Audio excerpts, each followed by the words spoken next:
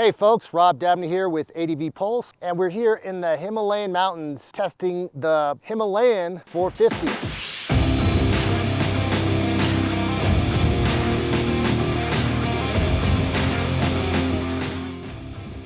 This is Royal Enfield's all new, completely revamped Himalayan. And when I say revamped, I mean from the ground up. It is a complete sea change in the design and the feel of the bike. So just going through some of the new things, we have a new twin-spar steel frame that uses the engine as a stressed member. And it's a 452cc now instead of 411. It's also liquid cooled, and it puts out about 40 horsepower compared to the measly 26 before. So it's a 65% increase in power. There's also a boost in torque, and it has more torque throughout the power band. It is a much more powerful engine, and that was probably one of the biggest gripes that we had about the original Royal Enfield Himalayan, that for those American roads, those big long highways, it just didn't quite have the power to keep up with traffic if you hit a nice steep hill or if you got into a headwind. So now you've got plenty of power in this new bike. It's also got more suspension travel in the rear, which is really nice too as well. Before, the old one had good suspension. You could actually go a lot of places, but it was more of a casual speed bike. Now you can really hammer it with this bike. It's got plenty of suspension in the rear. It also doesn't have a linkage that hangs down like the old one, so you're not clipping rocks all the time. Still a linkage rear suspension, but it's all tucked in really good. Also, the forks are now 43 millimeter compared to the old 41s. And before it was a traditional fork, now it's an upside down fork. So the frame is more rigid. The rear suspension is much more stiffened. The forks are stiffer. You've got a much beefier swing arm. It has a completely different feel off-road and on-road. Some of the other changes are also new, bigger disc brakes, front and rear. And you've also got a new electronics package. This bike now actually has ride modes. It's got 4 of them, a performance mode and an eco mode. And either one of those you can ride with ABS on or with ABS off. So it's a pretty simple thing to just switch through those 4 modes, and there's no traction control or anything like that. It's just power maps. So you've got a power map change that will just soften the throttle response in the eco mode, and it also will get a little better fuel mileage too if you go into eco mode. As far as when you might want to use eco mode, it's really for if you're maybe a new off-road rider, you just want to have a nice smooth throttle response off-road, don't want to have any surprises, or it's raining or slick roads, those kinds of things. Otherwise, you can have the power mode. You have the full 40 horsepower untapped with a nice snappy throttle response. So in addition to all the new electronics package, we also have a new dash, which is a full TFT display now. There's no more analog. It's a full TFT round display, so it still sort of has that cool retro look to it.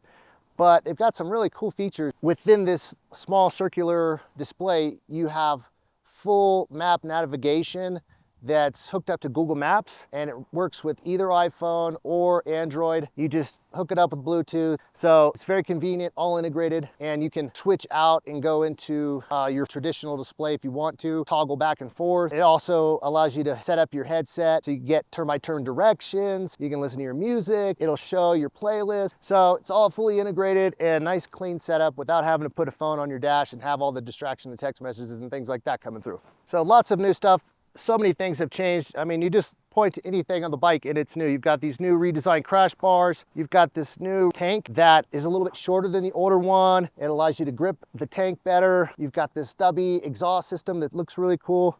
And they did a great job with the design. It's a more compact motor. And of course, you've got all your normal adventure equipment like a rear rack. It's got a skid plate. It's plastic now. It's not metal like the old one, but it's a really hard plastic. And I think it probably protects just as well as the thin metal of the old one. Also, you've got a beefy, oversized bar. It was a problem on the old one. If you tipped it over and hit some rocks or something like that when you fell, you could bend the bars fairly easily. Now these things are really beefed up. You don't have to worry about it. So we've got also a new adjustable height seat. At the lowest setting, it's still about an inch higher than the old one, which was really low. So now it's still very low, but for taller riders like me, you can lift it up, get a little extra leg room on the highway and more comfort. And of course, it still comes with a center stand, which is really nice for when you need to put your luggage on or you need to do a tire repair. or any kind of maintenance just around the garage. Only thing that it's missing, I would say, is a set of handguards. But at least with these beefier bars, you got some better protection from the bars getting bent. So with all these new features that they've done, surprisingly, it lost 7 pounds. I mean, if you look at the welds on this, you look at the frames, the crash bars, the swing arm, everything is beefier than it was before. The thing that you notice the most is that the handling has improved so much. It's a much more nimble bike. It's a much more performance-oriented bike. You really feel like it's sportier. The old Himalayan really had a characteristic of a bike that you wanted to just kind of cruise and enjoy the scenery. This bike, it's a lot of fun to ride, and you want to go fast on it because it can. Now they've upgraded this bike to Showa suspension, and it's even better. It's only adjustable for preload in the rear, but the damping on compression and rebound are just spot on, and you really don't need to touch it. But also it's the accessibility of the bike. It's got the low seat height. You have a lightweight bike that's so much easier to just sort of handle in the turns, and your weight is enough of an impact on the bike that you can really affect the handling more than you can on a bigger bike, and you really feel connected to it. And they've also improved the brakes. I would say that the old bike didn't have much brake feel, and it didn't really have very powerful brakes for the street, and a lot of that is carried over. The brakes have been improved, but they're still not great. They're by Bree brakes, they're made by Brembo, they're good brakes, good quality components, and there's an improvement there, but you really do have to have sort of a two-finger pull on it to get the most out of it. That would be on the street. It's a different story though on the off-road section, where you have a good modulation of the brakes. You don't have to worry about locking it up, and it works fine off-road. So as far as high-speed cruising, we really didn't get to any big highways or anything like that. That just doesn't exist here. So a little bit hard to get a feel for how it would do on the American highways, but they have shortened the windscreen, so there's not quite as much wind protection. And the other thing I noticed with this engine is it's got more horsepower. There's also more vibration. So if you're revving it out, you're gonna feel it through the pegs, a little bit through the bars, but it's a 6-speed now. So that is a huge improvement.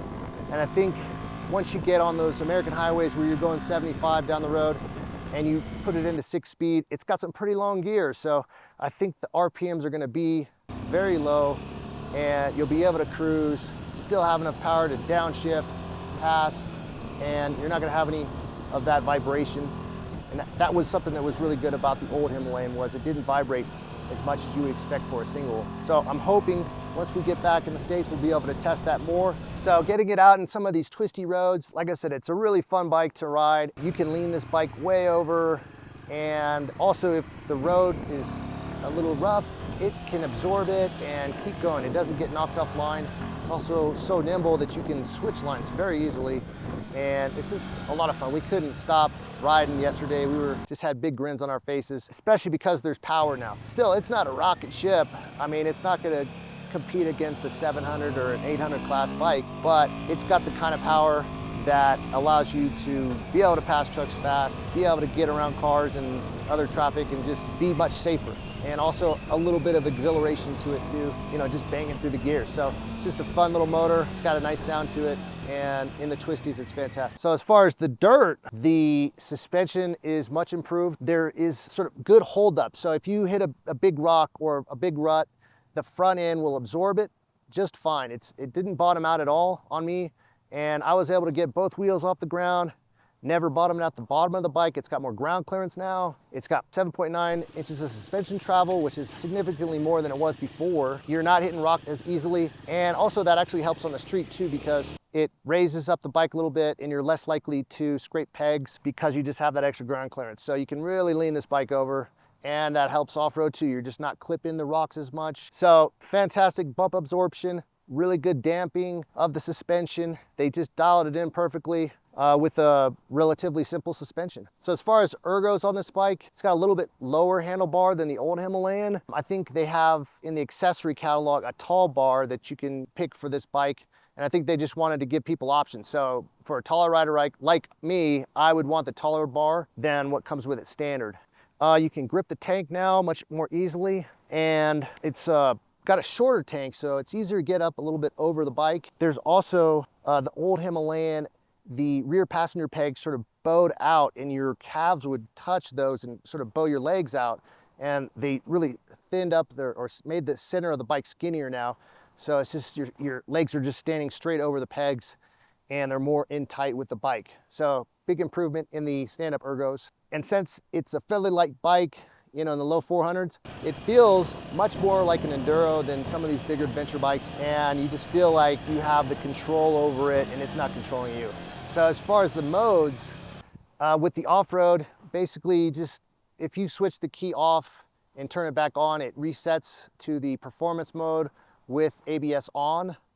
So with one button push, you can switch it to power mode with ABS off, or you can go with eco mode, just toggle through and select a different mode.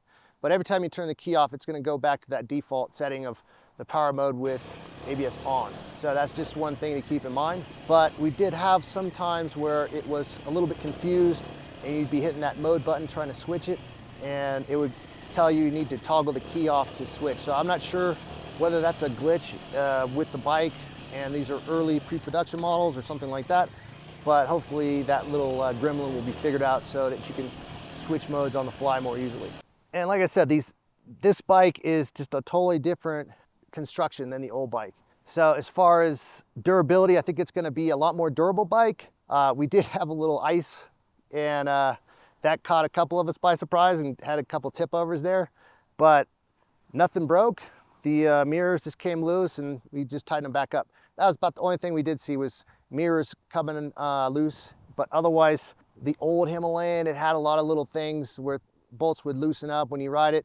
Haven't seen any of that on this bike. I feel like the quality has really come top notch now. They've been able to come up with a bike that's affordable, but also they've really been able to improve that fit and finish to the point where it's meeting the expectations of that Western market. This is their first water-cooled dual overhead cam engine, and it's at the level that you would expect with any other type of Japanese adventure bike or even the Europeans. So really impressive that they were able to do that. So a couple little gripes, things like the loosening of the mirrors and a little bit of extra buzz in the bars, but overall the bike has been drastically improved.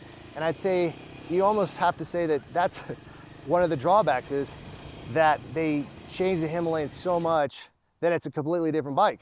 And it's almost, part of me wishes there was the old Himalayan still and the new Himalayan, because the old Himalayan had its own character with that air-cooled motor, and it just sort of chugged along, and it gave you a different experience in this bike. So there's so much new to this bike, and there's a lot of details. So many things have changed. We're gonna have a full review on the bike with all the details on advpulse.com. So thanks for watching, and don't forget to like and subscribe.